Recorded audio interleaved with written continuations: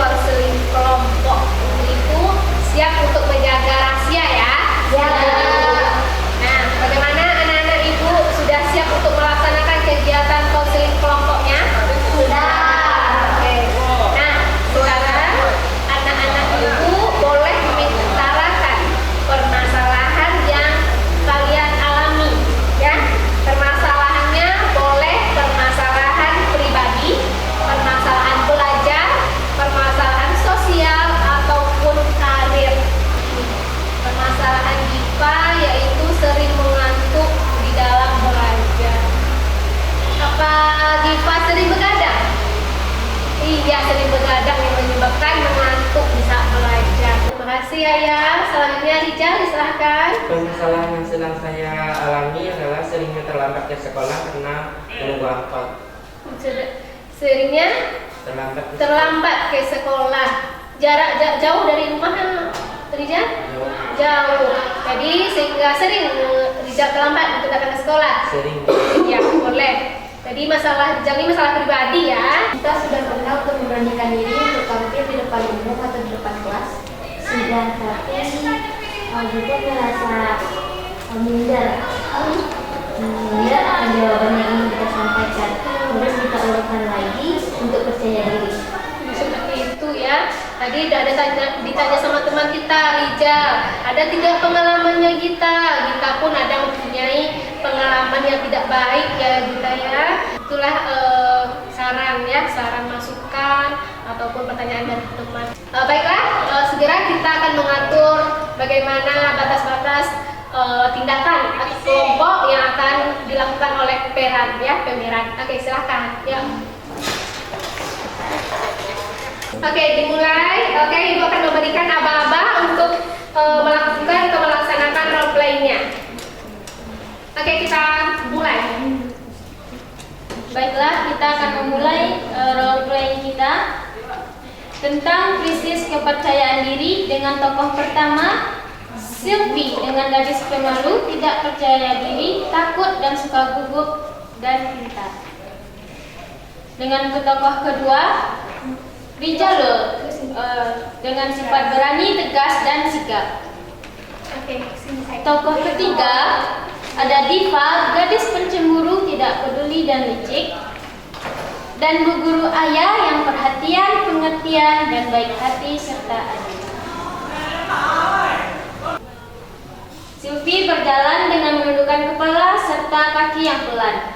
Beberapa saat kemudian, sahabatnya Ihsan muncul menghampiri dan menyapa hangat Sylvie. Di samping itu, ternyata Diva, teman sekelas mereka, melihat tingkah keduanya dengan wajah dan senyum yang sinis. Morning, Ihsan. Kalau jalan tegak dong, mata juga lihat ke depan, jangan nyari uang jatuh terus. Bu Guru Ayah memperhatikan mereka dengan wajah tersenyum serta menggelengkan kepala ketika melihat tingkah ketiga siswi tersebut. Assalamualaikum anak-anak. Waalaikumsalam, Ibu. Hari ini Ibu akan memberikan materi kepada kalian tentang cara menumbuhkan rasa percaya diri. Nah, sebelum Ibu mulai, Ibu mau tanya nih. Ayo, siapa yang tahu percaya diri itu apa? Saya, Bu. Ya, silahkan. Percaya diri merupakan suatu keyakinan yang ada di dalam diri seseorang untuk bersosialisasi dan mengeluarkan kata.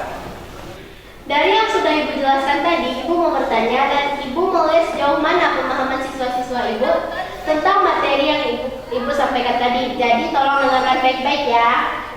Pertanyaannya adalah, bagaimana agar kita tidak kehilangan percaya diri? Ayo, siapa yang mau jawab? Siswa-siswa pun bersiap-siap untuk menjawab pertanyaan. Sedangkan Bu Guru sambil mendata siswa-siswanya untuk menunggu jawaban. Siswa-siswa pun mulai mencoba menjawab pertanyaan, akan tetapi hanya satu yang bisa menjawab pertanyaan. Hanya saja yang memiliki masalah pada kepercayaan dirinya. Ya, siswa tersebut adalah Sylvie. Bu, silakan. Percaya diri adalah kemampuan untuk mengembangkan hal positif baik dari diri sendiri maupun orang lain. Bu, Ya, sekarang ada apa? Diva memimpin pembicaraan kami. Itu jawaban Sylvie yang sebenarnya. Maaf Bu, tidak Bu, itu jawaban saya. Bohong, Bu. Sudah, jangan bertengkar. Kalian sebaiknya duduk dan diam dulu. Sylvie, apa betul jawaban yang diungkapkan Diva adalah jawaban kamu? Iya benar Bu. Nah, Diva, perbuatan seperti itu tidak baik. Ibu tahu apa yang kalian lakukan, jadi Diva, sekarang minta maaflah kepada Sylvie. Nah, seperti yang dikatakan Sylvie, jika percaya diri kita tidak hilang, kita harus menepis semua rasa cemas itu dan percaya bahwa kita telah memberikan yang terbaik. Tidak usah takut dan ragu. Dan bagi Sylvie, jangan lagi takut. Kita semua sedang belajar. Jadi kalau salah dapat dimaklumi. Sylvie harus percaya pada kemampuan Sylvie sendiri. Karena hal itulah yang akan menjadikan kekuatan dan menumbuhkan keberanian pada diri kita. Serta untuk Diva, Ibu tahu Diva berani dan ingin mendapatkan perhatian, ingin menjawab, tetapi harus dengan usaha sendiri. Walaupun kita mendapatkan hasil yang baik, jika hal itu tidak menumbuhkan rasa puas atau bahagia dalam batin kita, karena itu bukan hasil dari kemampuan kita. Mendengar penjelasan guru, semua siswa pun paham betul dan mencoba untuk mengubah kesalahannya yang ada pada dirinya. Dengan demikian, siswa pun mengerti apa itu percaya diri dan mau melakukan perubahan ke arah yang lebih baik lagi. Oke, terima kasih anak-anak ibu. Silakan kita ambil posisi kembali. Boleh disilahkan Nasyila untuk pendapatnya sebagai pengamat, bagaimana pandangan Nasyila tadi terhadap teman-teman kita yang sudah memainkan perannya terkait krisis kepercayaan diri. Disilahkan Nasyila. Oke, dari role play yang sudah dimainkan oleh teman-teman tadi dapat disimpulkan bahwa percaya diri sangat penting ada pada diri sendiri agar tidak ditindas oleh orang lain. Iya, Contohnya tadi Silvi yang tidak mempunyai percaya diri, jawabannya diambil oleh Diva yang mempunyai percaya diri. iya. Silakan Fazila, terima kasih Asila. Dari role play yang dimainkan oleh teman-teman tadi dapat disimpulkan bahwa percaya diri itu sangat penting bagi kita atau orang lain, karena kalau tidak percaya diri itu akan mengakibatkan kita dikalahkan oleh orang yang percaya diri. Seperti contohnya Silvi yang dikalahkan oleh Diva, jawaban Silvi yang diambil oleh Diva tadi. Mudah-mudahan dengan kita membahas konseling kelompok ini dengan permasalahan kita tadi, bukan hanya kita ya, untuk meningkatkan kepercayaan dirinya, teman-teman yang lain atau anak-anak ibu juga dapat menumbuhkan atau meningkatkan rasa percaya dirinya. Baiklah anak-anak ibu, untuk pertemuan selanjutnya kita juga akan masih membahas tentang permasalahan kurangnya kepercayaan diri, dan nanti kita akan juga melakukan role playing lagi ya. Kesan dari konseling kelompok ini adalah kita dapat belajar bersama, mendapat teman baru dan mendapatkan pengalaman baru. Iya. Ya, baiklah, sebelum kita akhiri kegiatan konseling kelompok ini, alangkah baiknya kita berdoa terlebih dahulu. Semoga apa yang kita laksanakan untuk hari ini kita akan diberkahi oleh Allah Subhanahu wa taala dan bisa kita terapkan di dalam kehidupan kita sehari-hari. Berdoa dimulai. Amin amin amin ya rabbal alamin. Berdoa selesai. Baiklah, ibu akhiri dengan Assalamualaikum warahmatullahi